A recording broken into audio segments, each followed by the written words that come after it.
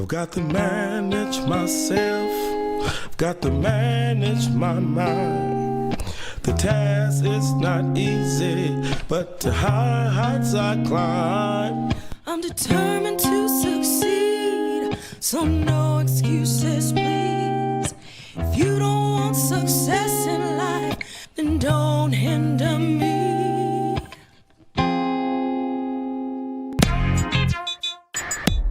Yes, let the whole world know you are a CEO. You are a CEO. I'm a CEO. You are a CEO. I'm a CEO. The time is here to celebrate. You are a CEO. You are a CEO. You are a CEO. You are a CEO. Yes, let the whole world know. The time is here to celebrate. Success is calling, so don't be late. You are a CEO. Hello, everyone. Michael E. Parker, and we are here in studio, COTV Live, and we have a great show for you tonight. But before I introduce this show and remind you why we're here, I got a surprise for you. I want you to check out these brand new notebooks that we have right in our URCO store. And these are the new Uplift notebooks. Now, I want you to, get a good look at this because I love notebooks, I love journals, and now in the name of Uplift, we have our very own journals. You can see we have different colors here, and there's also some new gear in there for shirts and so forth, and hopefully I'll be showing you that really soon. But again, make sure you get your Uplift notebooks.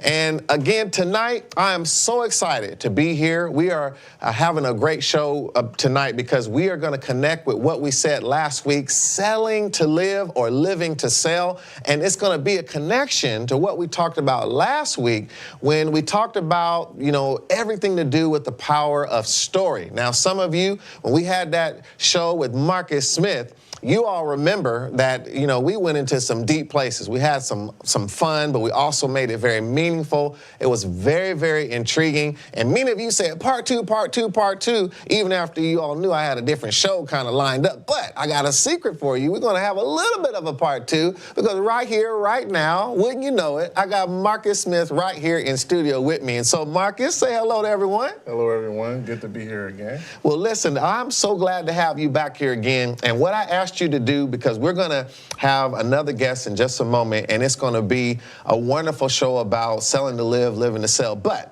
before we do, I want to connect with some things that we talked about last time. We talked about the power of story, and I asked you to choose, 5 or so commercials that you enjoy that tell a story, and it's also tied to selling. Yeah. And so give us a little bit of a prelude into some things that we're going to see here. So as we begin to connect the power of story, and I know today we're going to talk about selling, but where does that really correlate? I think one thing is good to remember is marketing and sales, they do work together. And marketing is known for making that story, That's making good. sure that people remember, making sure there's a story that stick. Sometimes they'll say you have to say a message almost 8 times before a person actually remembers. So it helps to leverage marketing, but it leads into a sale. And marketing is important. But what is the difference? Most people understand that marketing, you have to be able to tell that story and engage that person in order for them to buy the product. Right. Now, how does that kind of match up? Well, really, the truth is, and if you look at all these brands, Procter & Gamble, you look at Bounce, you look at GE, all these companies that are very old, they learn at some point that a product, it may change, a feature may change. Right. But if you keep that storyline going, that you can keep them engaged. And if you can keep your customer engaged, you can continue to sell them a product. Very, very, very powerful what you're saying, because when you think about marketing really is a lot about research, right? And really beginning to understand who is doing what are their behaviors. And if you get a story that ties into a mindset or a story that people resonate with, even though, like you said, sometimes we'll see different approaches that have changed, but the storyline is still the same. And just like movies, like we're still talking about Superman, right? Yes, We're still yes. talking about Spider-Man. We're still talking about, Batman. I mean, how is that possible? That's the power if a business can connect in that way. Yep, and some of those things, they call it slice of life marketing. And some of those things have actually jumped into our memory, like we talked about Star Wars the last time. But they may, because of all these characters that they use over the years, you kind of bond with those characters, you see their struggle, and they know from a research and a scientific standpoint that because you saw their struggle, you saw them kind of overcome, Right. there's a level of catharsis or relief that you kind of build up when you watch that story. Right. So there's an emotional connection that you have with these characters. Yeah. So they pull that out of you, and therefore when you look on the commercial, and you may see one of your characters, Yeah, and you're yeah, like, yeah. oh, they're there. Yeah, And- I know you told me how you was emotionally impacted when Optimus Prime died from a transformer. Yeah, I came home. Well, actually, my brother went on his birthday to watch Transformers the movie, and I was too young. He went with all his friends, but he came home to tell me that's like what happened. Yeah. So I'm like, what happened? Getting all. And I remember he said. He was so quiet, and we was going to bed. He didn't say nothing the whole night. Right. And then all of a sudden, I asked him when we turned the lights off. I was like, "So what happened to Optimus Prime?" And I heard him over there. He started crying. He said he broke it to me. He was like, "Optimus Prime died," and I was like, "No!" And I started crying too. I remember that. But see, that shows the power It was of a powerful. story. You make an emotional connection, right? And what better way in business if you could get people to connect in that way, like they do with characters. So I love that story. And your brother gonna get you for telling yeah, that on yeah. it. But this is what the people want to This is hear. what the people want. It's real stuff. But let's walk through some of these. Now, this first category of commercials are all in the same family, and we're going to walk through some of these. So I want all of you to, we'll stop after each one and talk briefly, then we'll kind of sum them up here in a minute. So the first one, commercial number one, we're going to watch that now. So really pay attention because all of these are very interesting commercials that many of you may remember. It's so easy to use GEICO.com, a caveman could do it. What's that supposed to mean? Did you hear that? That is really condescending.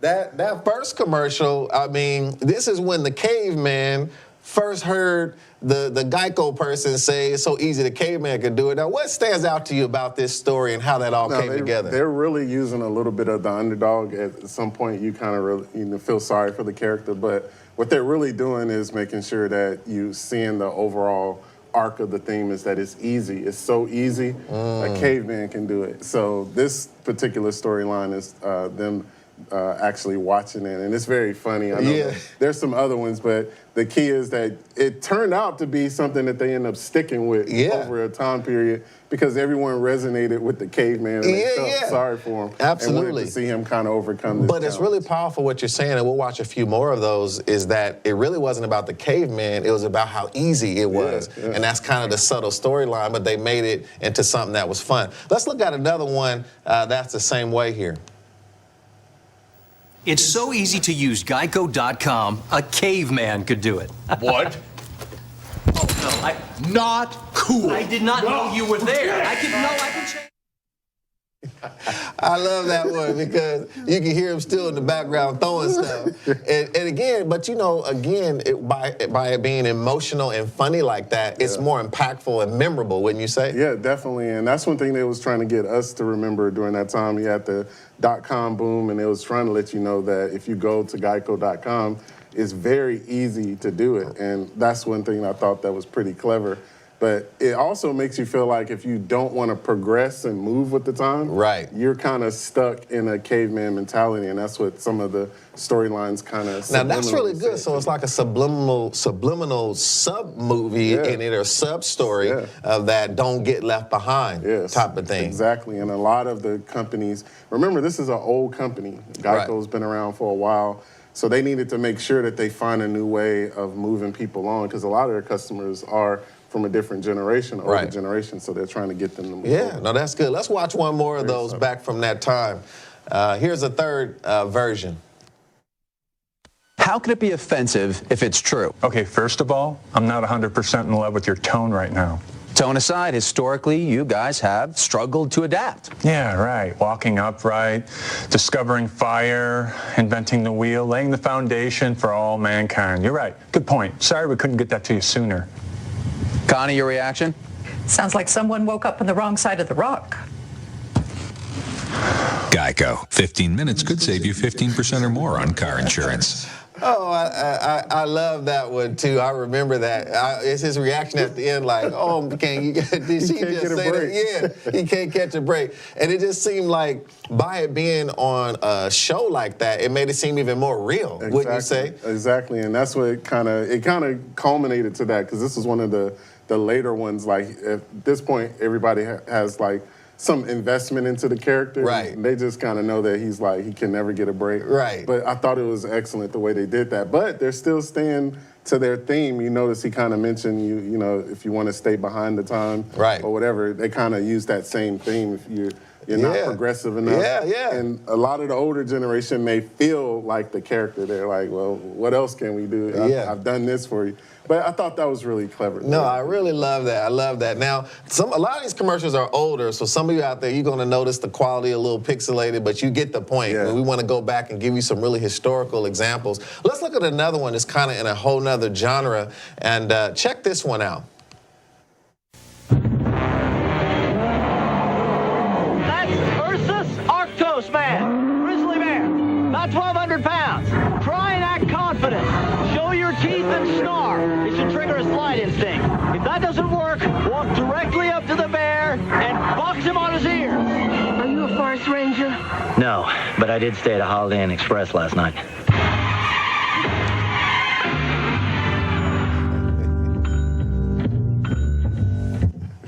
All right, and we've seen a lot of versions of these Holiday Inn commercials that I did stay there, but what do you think some of the storyline and sales kind of related to that? Here's one thing that is very good is, again, this is another old brand, so they just want to kind of get people more engaged. It's more, you know, a lot of these commercials, they focus more on engagement than to go into a deep storyline, but they use the curator story here. They kind of use this character that knows all about the little details. Right. And also during this time period, they learned that customers are changing. They're very research heavy.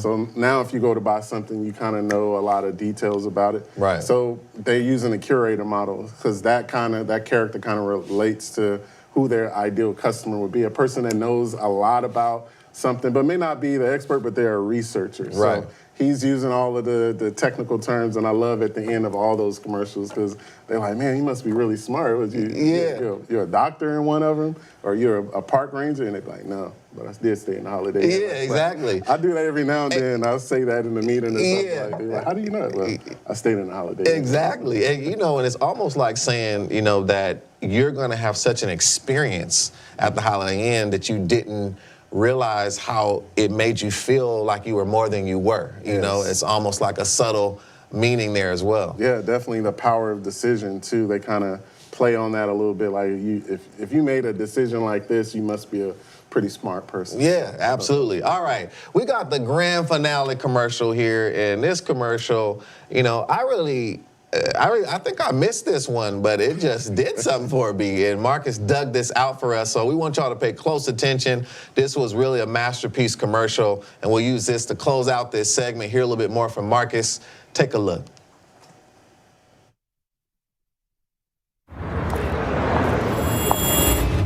Let me tell you why you're here. It is the world of luxury that has been pulled over your eyes to blind you from the truth. We just want to get our car. Take the blue key, you go back to the luxury you know. You take the red key, and you'll never look at luxury the same again.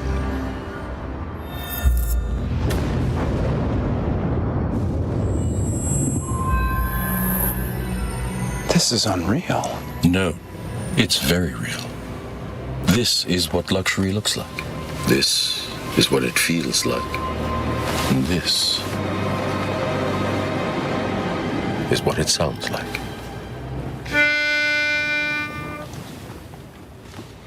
Nessun dorma, nessun dorma, ma il mio mistero è chiuso in me.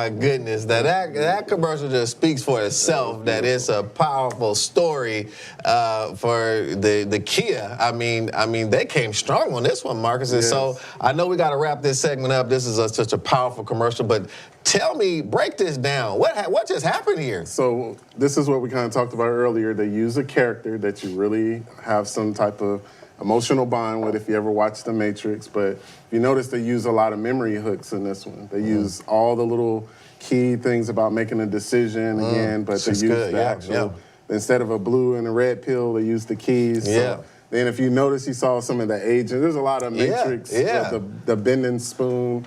And then my favorite is when he just busts up and just starts singing. That's Dorma. And just like, that's the epitome. And most people relate to that song as a luxury song. Right? You hear that a lot. So I don't tell nobody about this much, but I'll bust up and just start singing that. So, around the house. Now I know your wife, and I have to ask her about this on another moment. I'm gonna do some research on this, and I would love to hear you do that one day.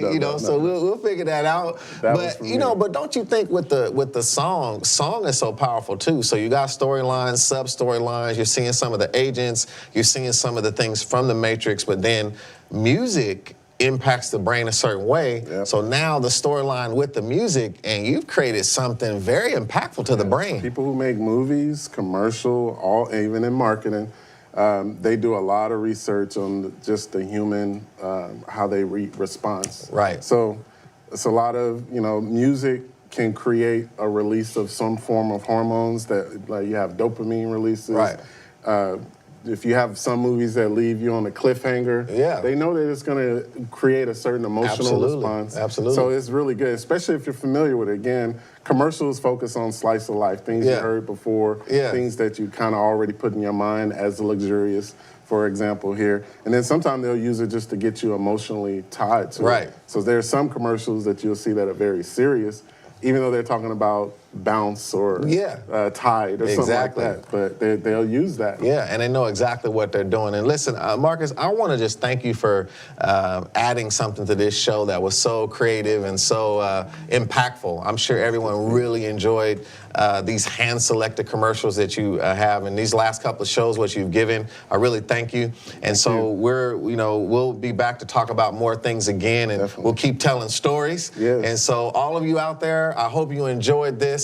When I get back, I'm going to have a wonderful discussion with Miss Bar Ben ShoShan, another one of our leaders here, and we're going to go deeper into this subject about living to sell and selling to live. I'll be right back. Hello, everyone, and welcome back. We're back in studio just as promised, and I have with me Miss Bar Ben ShoShan. How are you doing? Very well, thank you. Well, I'm so glad to have you back on the show. It's been a while since you've been on, but how did you enjoy that last segment with Marcus? Wasn't that unique? It was great. It was great. Some of those commercials, the first time that I see, I it was know. fun. I mean, they were handpicked and so fun, and I think, when you think about everything that people do and all the creativity. We're going to talk today a little bit about living to sell or selling to live, which is really the baseline for this show. And we've kind of been talking about it subtly, but now we're going to get into it more directly. Now, we watch those fun commercials, and there's so many things we can relate to. But before we get into some things building on that, I want to talk about you. I know about 14 years ago, you came to this country from Israel to America. And almost the first thing you did when you hit the ground was work at a kiosk. And working at a kiosk is like one of the most demanding sales environments there is. But why don't you tell me a little bit, what was that like working at a kiosk before we get deeper into this? Well, to be honest with you, I think I didn't really know what I'm getting myself into. Right. Because you don't really know what sales are unless you're doing sales. Yeah. It was one of the hardest jobs I've ever had. First of all, because it was straight commission. So if you're selling, you're making money. If you don't, you don't, and it's 11 hours a day. And second of all, it's selling. It's approaching people, talking to them, and try to make them buy something they didn't want to or didn't plan on. Right. So it's very difficult. Where were these kiosks located, and what type of people were you dealing with?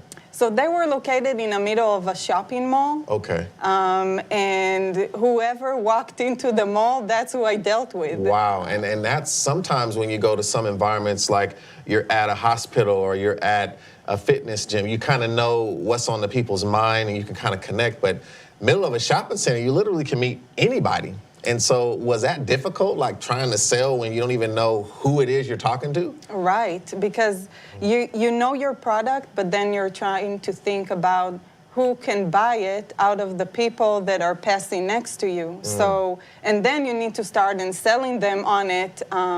So you really find out that sales is not about the product you sell, it's about what you're saying and how you're saying it. Wow, now that's a powerful statement you just said, and I wanna build on that, Bar, because, you know, that's kind of the foundation of why I wanted to do this particular show. I talked about living to sell and selling to live, and what I'm really meaning there's some people who love sales. And so those are the people who are living to sell. Like, they live for the opportunity to sell to people. It's just something about it that just makes them go to think. And then there's the idea that all of us have to sell to live. And we're gonna get into that into a little bit, because I wanna talk about how selling is a part of life, whether you realize it or not.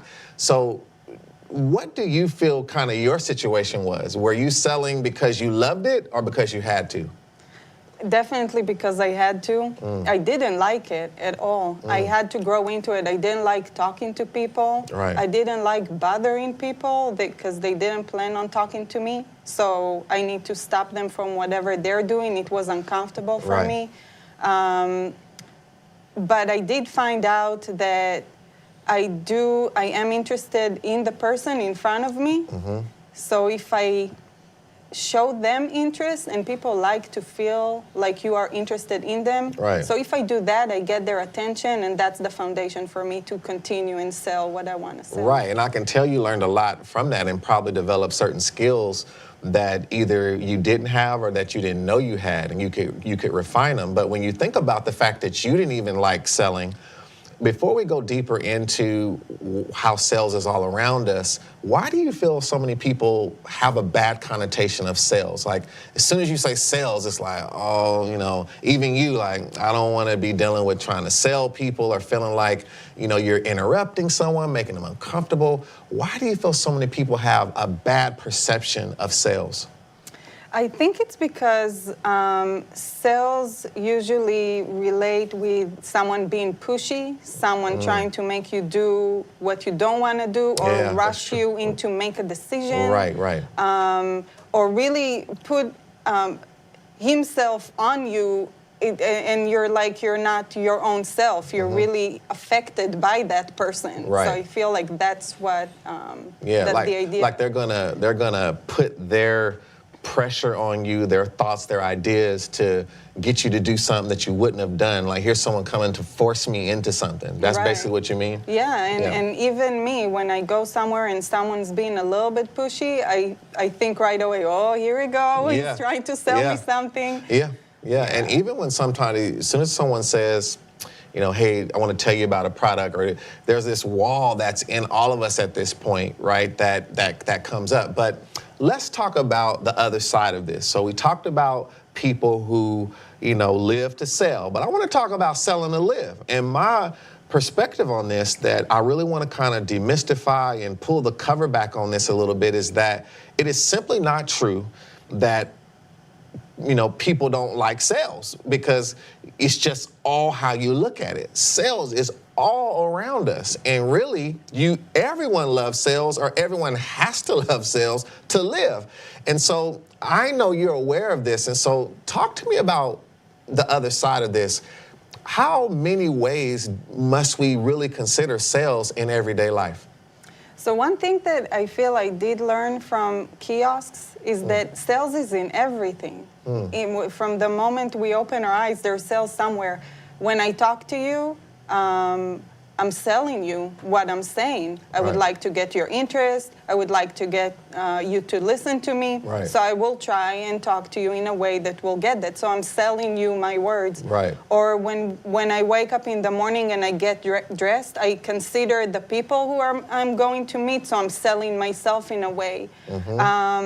Parents who wants their kids to eat healthy. You know, they need to sell them the food that they're making. Right.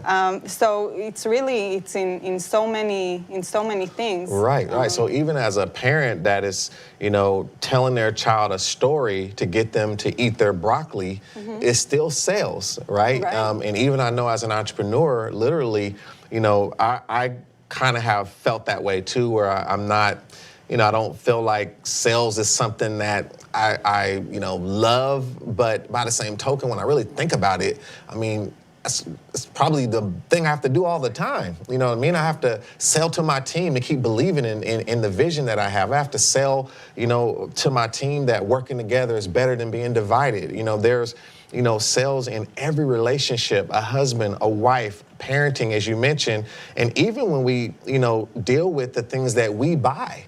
Now, we might say we don't like being sold to, but there's a reason you're buying whatever you buy. So you appreciated some level of sale to buy what you bought. So tell me more about this.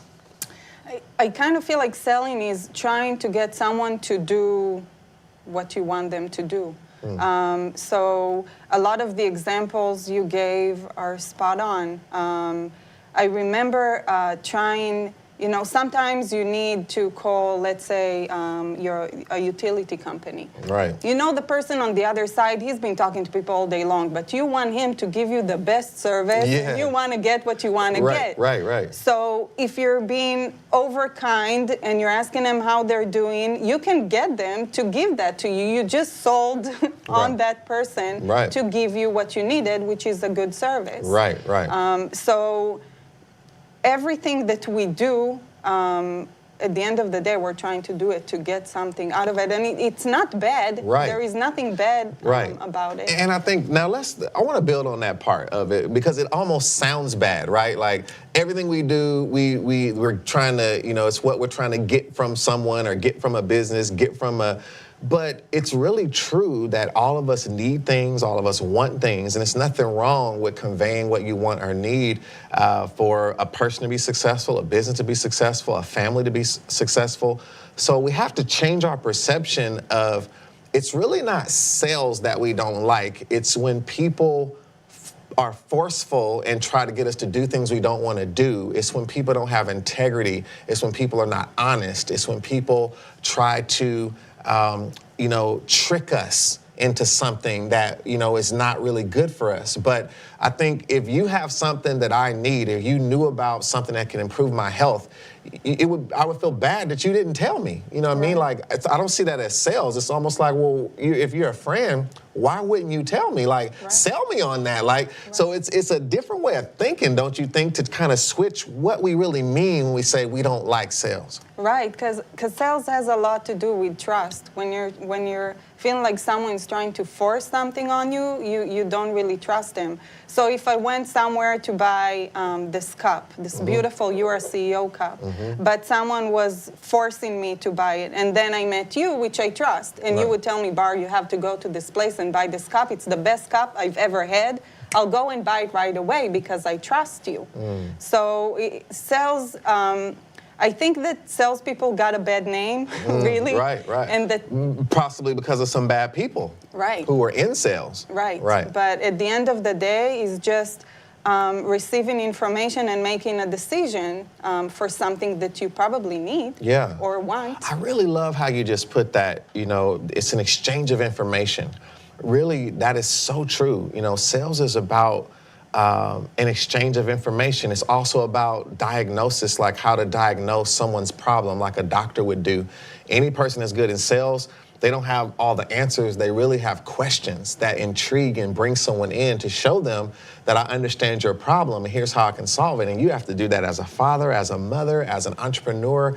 You have to understand what problems that you can solve. And so if you say you don't like sales, you're really saying you don't want to solve problems. You're really saying you don't want to engage with others. You're really saying there's nothing you want anyone to do. And that's just not true. And so tell me what tell me when you think about how we can use this kind of revelation of understanding the power of sales put in this proper place. How can we use this to be better people and to be more productive in society? It's a great question. I think at the end of the day, if you are doing something without being selfish, thinking about the person in front of you, that's good, yeah. Then you will sell them what they really need. You will tell them what they need. You will advise them what they need without thinking about yourself. A lot of times salespeople, they make a mission. Yeah. So they want to make a sale.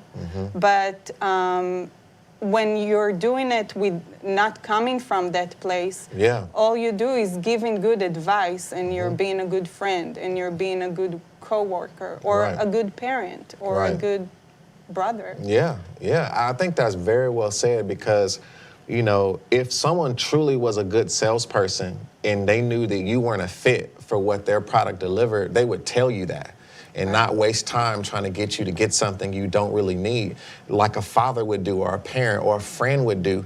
And you would trust them more and buy more things from them, right? Because you know that they approached you from that place.